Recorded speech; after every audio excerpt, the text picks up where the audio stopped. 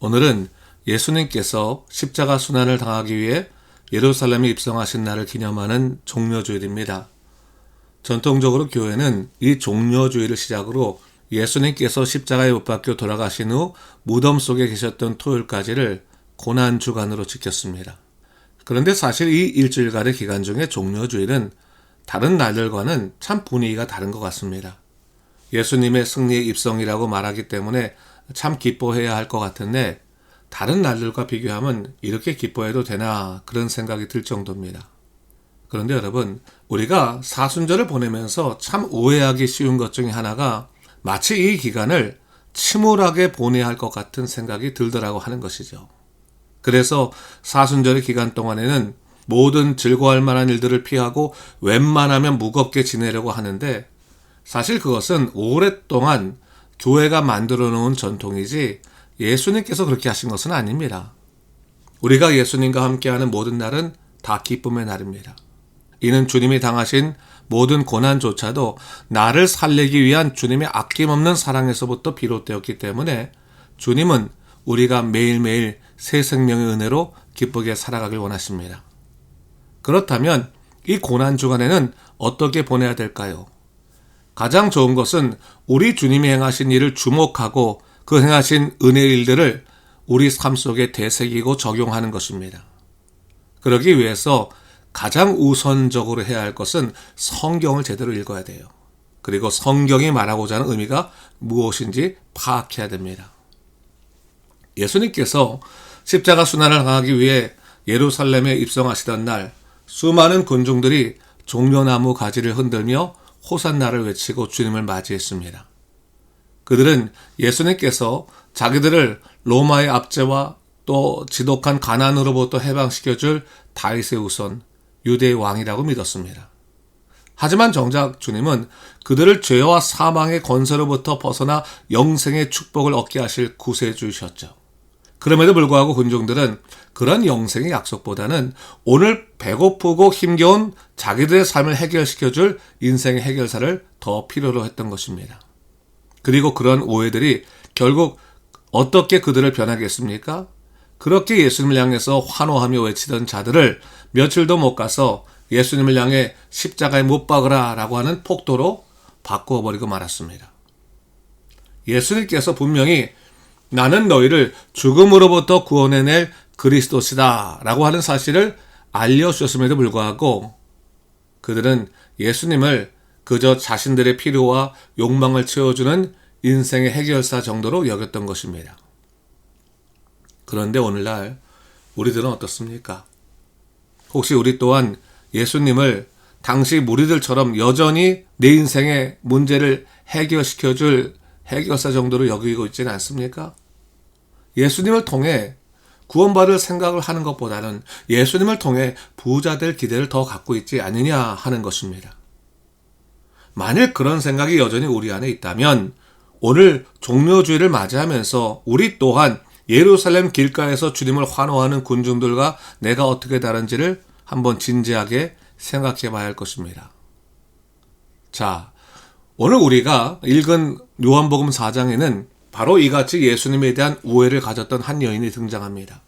물론 그녀에게는 그 민족이 로마의 압제에서부터 해방돼야 된다고 하는 서사적인 고민은 없었지만 그녀 역시 예수님을 자기 방식대로만 이해했던 여인이었습니다.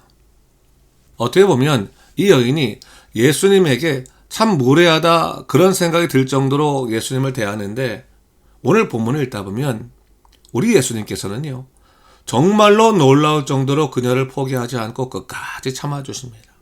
그리고 이 여인을 참 진리의 자리까지 오도록 이끄시는 것을 보게 됩니다. 그런데 여러분, 이는 오늘날 우리에게도 동일하게 적용되는 말씀입니다. 우리 또한 이 여인처럼 예수님의 입장에서는 참으로 어리석고 연약하고 무례한 존재이지만 우리 주님께서는 여전히 우리를 포기하지 아니하시고 끝까지 참아주시며 궁극적으로 우리를 당신이 주시고자 하는 생수의 우물까지 인도하시는 분이십니다. 저는 오늘 요한복음 4장의 말씀을 통해서 당신의 사람을 찾아오시는 예수님의 끈질긴 사랑과 돌보심에 관해서 말씀드리고자 합니다. 그리고 그토록 예수님께서 찾고자 하시는 그 한 사람이 바로 내 자신임을 깨닫길 원합니다.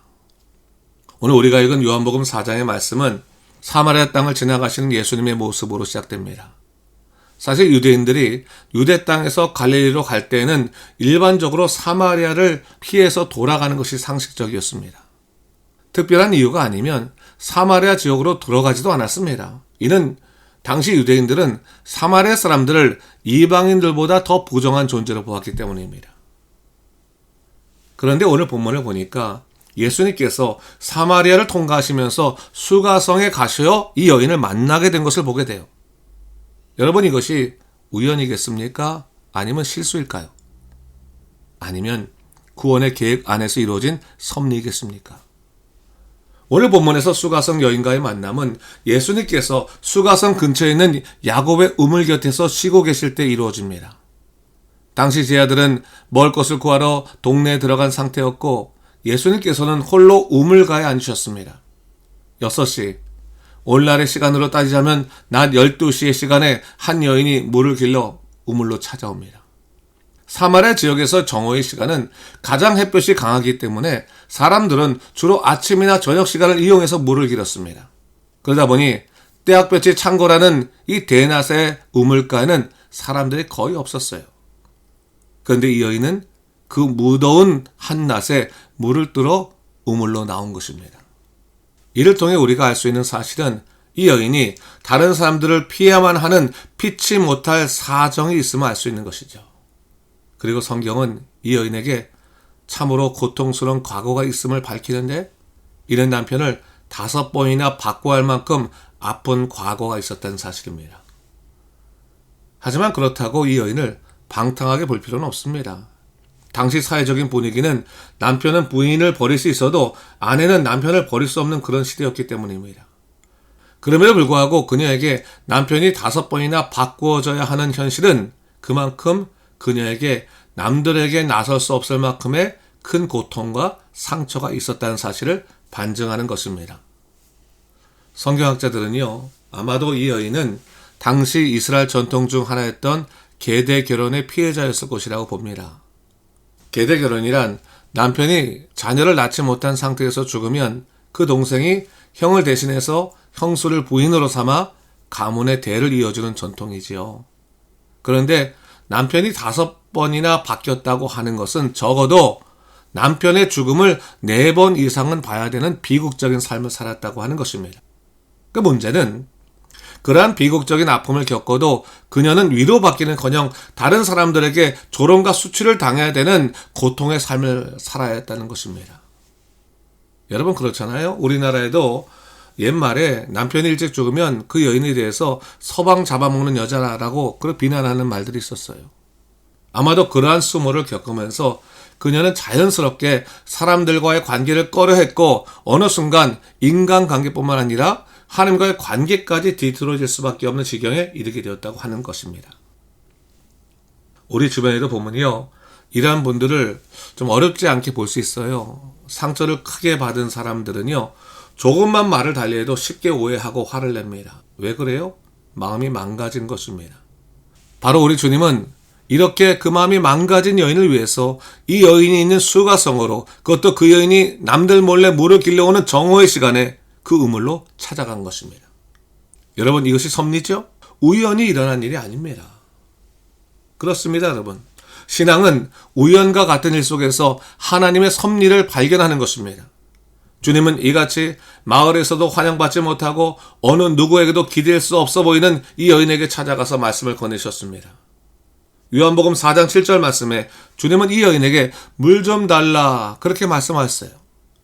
그런데 그녀를 향한 이 짧은 한마디는 그녀의 마음에 엄청난 파장을 일으켰습니다. 가뜩이나 인생에 화가 나 있는 이 여인에게 같은 동네 사람도 아닌 자기들을 무시하는 외부 사람인 유대인이 말을 걸었기 때문입니다. 이 여인이 예수님의 말씀에 어떻게 반응했습니까? 그 요청대로 물을 떠드렸어요? 아닙니다. 오히려 주님을 향해서 당신은 유대인으로서 어찌 사마리아 여자인 나에게 물을 달라 하면서 반문을 합니다. 강한 거부의 말을 한 것입니다. 그러자 예수님께서는 네가 만일 하나님의 선물과 또 내게 물을 좀 달라 하는 이가 누구인 줄 알았더라면 네가 오히려 그에게 구하였을 것이요 그가 생수를 내게 주었으리라. 그렇게 말씀하세요. 그리고 내가 주는 물을 마시는 자는 영원히 목마르지 아니하리라. 그렇게 말씀하셨습니다. 그렇습니다. 주님은 사실 이 여인에게 물을 얻어먹고 싶어서 그녀에게 말을 건네신 것이 아닙니다. 오히려 그녀에게 영원히 목마르지 않은 생수를 주기 위해서 찾아가셔서 말을 건네신 것이죠. 그런데 정작 그녀는 예수님의 말씀에 대해서 어떻게 응답합니까? 당신은 물기를 그릇도 없고 또 이 우물은 깊은데 어디서 생수를 얻겠다는 겁니까?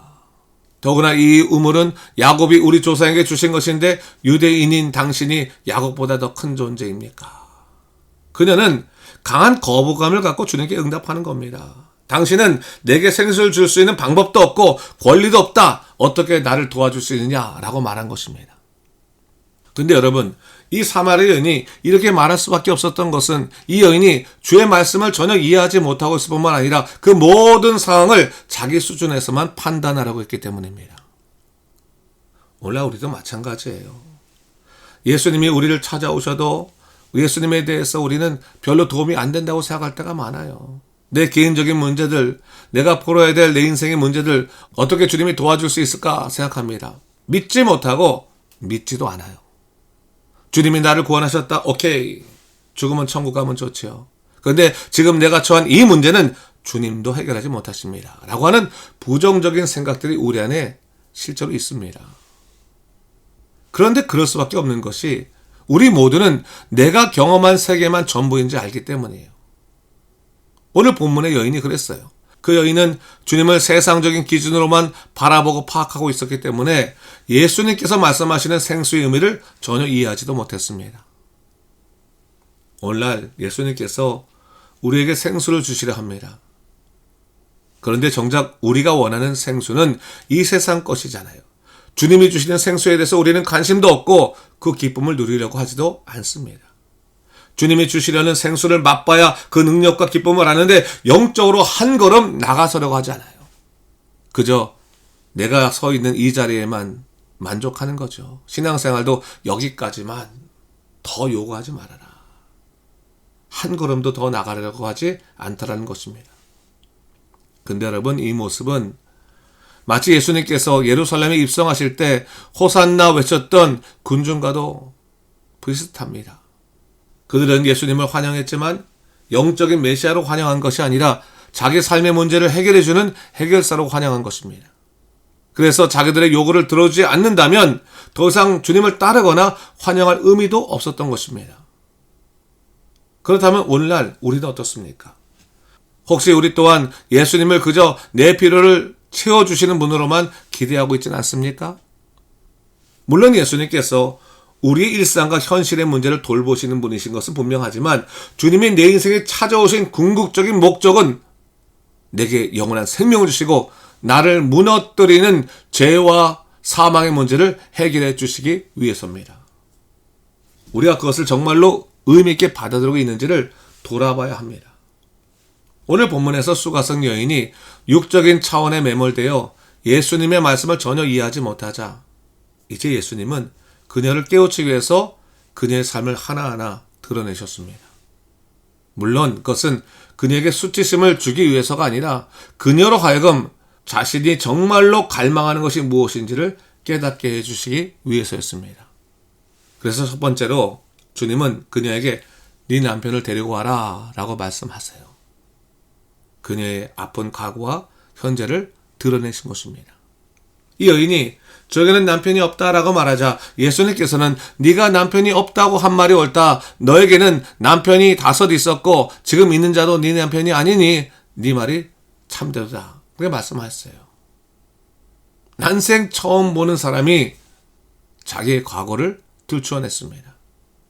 남들 모르게 숨기려 했던 상처와 부끄러운 부분들을 다 드러내신 것입니다. 주의 말씀을 듣고 이 여인이 충격에 빠지지요. 저 사람이 어떻게 나의 지난 일들을 다 알고 있지? 그러면서 그 놀라움에 그녀는 예수님을 그저 외부 사람 유대인으로부터 선지자로 인정하게 되는 계기를 갖게 돼요. 표면적이긴 하지만 예수님을 향해서 한 걸음 더 나아가게 된 것입니다. 여러분 예수님을 처음 만나면 내 마음의 죄와 상처, 또 실수와 실패들이 보이기 시작해요. 그러니까 주님께서 내 마음 속에서 꽁꽁 감춰놓았던 그런 수치와 부끄러움들 찾아내셔서 드러내십니다. 그렇다면 여러분, 예수님께서 왜 굳이 이런 깊은 상처와 부끄러움을 드러내실까요? 그것은 우리 스스로 내가 어떠한 영적 상태에 있는지를 직면하게 하시고 동시에 주님께서 우리에게 어떠한 분이신가를 알게 하기 위해서 그렇게 하신다는 것을 깨달아야 됩니다. 그렇습니다. 지금 우리는 내 삶의 갈증을 내 방법대로 해결하려고 하지만 주님은 우리에게 무엇을 말씀하십니까? 네 갈증은 세상 것이 부족하기 때문이 아니라 네 안에 나와의 깊은 관계가 없기 때문에 벌어진 일이야 라고 하는 것을 말씀하시는 것이죠. 그래서 주님은 네 인생의 갈증을 해결하기 위해 세상이 주는 물을 찾지 말고 내가 주는 생수를 찾아 그 갈증의 원인을 해결하라, 그렇게 말씀하시는 겁니다. 그렇습니다. 세상 것을 아무리 채워도 우리 마음에 있는 근본적인 갈증이나 갈망은 채울 수 없습니다. 오직 예수님만 채워줄 수 있어요. 그래서 예수님께서는 우리를 벌거벗기심으로 내 삶의 진정한 갈급함이 무엇인지를 깨닫게 하시는 거예요. 그렇다면 한번 우리를 돌아봅시다. 우리도 말씀 앞에 나올 때 예수님께서 우리의 숨기고 싶은 부분을 드러내실 때가 있어요. 예배 중에, 말씀 묵상 중에, 혹은 누구와의 영적인 대화 속에서 은밀하게 숨겨두었던 내 상처나 죄와 연약함의 문제들이 적나라하게 드러날 때가 있습니다. 그때 우리는 어떻게 반응해요? 솔직히 시인하고 인정합니까? 아니잖아요. 부정하고 외면하거나 아니면 침묵할 때가 많아요. 그 벌거벗은 현실 앞에 직면할 수 없어서 숨을 때가 많이 있습니다. 오늘 본문에 수가성 여인이 그랬습니다. 그녀는 자신의 부끄러운 과거가 드러나자 곧바로 예배 장소의 논쟁을 꺼냅니다. 마치 화제를 전환하듯 엉뚱한 이야기를 꺼내지만 사실 이것이야말로 주님이 기다리시던 주제였어요. 19절과 20절에 성경은 이렇게 말합니다. 여자가 이르되 주여 내가 보니 선지자로소이다. 우리 조상들은 이 산에서 예배하였는데 당신들의 말은 예배할 곳이 예루살렘에 있다 하더이다. 사마리아 여인이 갑자기 예배 장소의 이야기를 꺼낸 이유에 대해서는 여러 가지 해석이 있어요.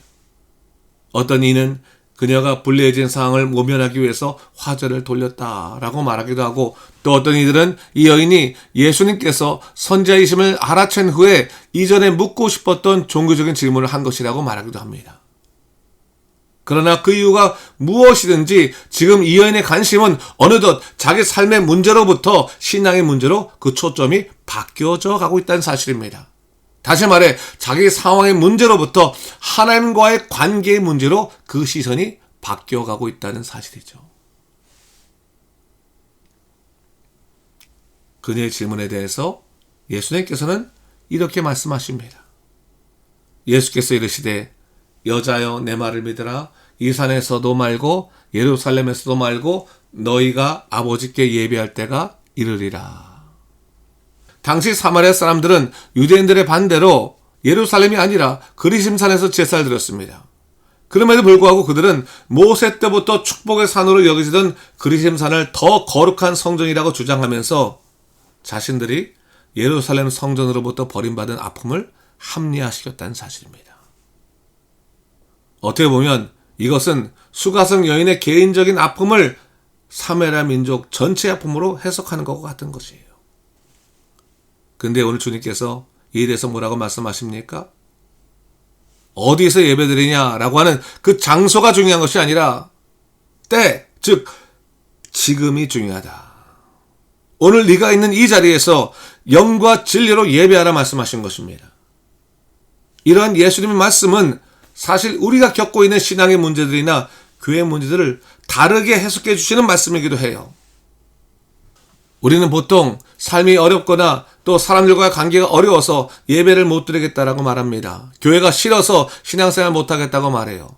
신앙생활의 핵심이 하나님과 나와의 관계에 문제 있는데 정작 우리는 사람 탓하고 상황 탓하면서 영적인 나태함을 합리화시킵니다. 근데 우리 주님께서 뭐라고 말씀하십니까? 네가 하나님과의 관계가 바로 서지 못해서 상황의 문제와 사람의 문제에 걸려 넘어지는 것이다. 우선적으로 성령으로 예배하고 진리로 예배하라 말씀하시는 거예요. 성령으로 예배하는 것은 성령께서 주도하시는 영적 예배를 말합니다. 진리로 예배하는 것은 네 생각이나 판단이 아니라 하나님 말씀의 기준이 되고 원리가 되는 삶의 예배를 드리라고 하는 말씀입니다. 그리고 주님은 오늘 보면 23절과 24절에서 이렇게 말씀하십니다. 아버지께 참되게 예배한 자들은 영과 진리로 예배할 때가 오나니 곧 이때라. 아버지께서는 자기에게 이렇게 예배하는 자들을 찾으시느니라. 하나님은 영이시니 예배하는 자가 영과 진리로 예배할지니라. 아멘. 하나님께서 바로 이렇게 예배하는 자들을 찾으신다. 엄청난 선언이에요. 우리는 보통 예배를 내가 열심히 드리고 내가 뭔가를 해야 되는 종교적인 의무의 시간이라고 생각하지만 오늘 성경은 뭘 말합니까? 예배는 하나님께서 나를 만나시기 위해서 찾아오시는 만남의 장소라고 하는 거예요. 만남의 자리라고 하는 것이에요. 하나님께서 이 예배를 통해서 나를 찾으시겠다고 말씀하시는 거예요. 그렇습니다. 우리가 예배드리고 있는 이곳이 하나님이 나를 찾으시는 자리예요. 주님께서 이 예배 가운데 말씀하시는 거죠. 얘야, 내가 너를 찾았다. 네 사랑하는 자야. 오늘 본문에서 예수님께서 이 여인을 찾기 위해서 수가성까지 찾아가시고 이 여인을 기다려 만나셨고 인생의 고통으로 가득 차 있는 이 여인을 포기하지 않고 고치시려고 한 것 다 아버지께서 그녀를 찾아가신 것이고 이것이 바로 주님께서 이 여인을 찾기 위한 예배였다고 하는 것을 성경은 증거하고 있는 것이죠. 그리고 주님은 이 여인에게 이제 성령으로 반응하고 내 말을 그대로 믿고 받아들이면 너는 영원히 살게 될 것이다 라고 말씀하신 것입니다. 그렇습니다.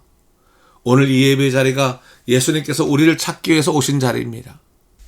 오늘 본문인 요한복음 4장 후반부로 가면 이 여인이 예수님의 말씀을 듣고 주님이 구세주라고 하는 믿음을 갖게 돼요. 그리고 28절을 보면 그녀가 예수님이 메시아이심을 깨닫고 난 다음에 자기 물동이를 버려둔 채 동네에 들어가서 사람들에게 예수님을 증거하였다고 말을 합니다. 사람들을 피해서 뜨거운 정오에 홀로 우물가에 놨던 이 여인이 예수님 만나게 되자 자기 물동이 버려두고 사람들에게 예수님 증거하러 나갔다는 것은 그녀가 진정으로 예수님을 인격적으로 만난 다음에 그녀의 모든 삶의 관심과 열정이 달라졌다고 하는 것을 말하는 겁니다. 이전에는 사람들의 눈을 피해 다니던 여인이었지만 이제부터는 자기의 인생을 근거로 그리스도를 증거한 사람이 되었다라고 하는 사실이죠. 사랑하는 성도 여러분, 오늘 이 말씀을 듣는 우리 모두가 예수님의 그 사랑을 다시금 깊이 붙들었으면 좋겠습니다. 내 안에 어떠한 죄나 상처가 드러난다 할지라도 주님 앞에서 숨기지 않길 바랍니다. 주님은 이미 모든 것을 아시고 우리를 당신의 자리에 초청하고 계세요. 예배 가운데 만나길 원하십니다. 찾길 원하십니다. 사랑하는 성도 여러분, 하나님이 찾으시는 예배자, 그 부름받은 기쁨을 누리십시오. 참된 영적 자유를 만끽하십시오. 그래서 오늘 예수의 이름을 붙들고 믿음으로 살아가는 우리 모두가 되시기를 주님의 이름으로 축원합니다. 기도하겠습니다.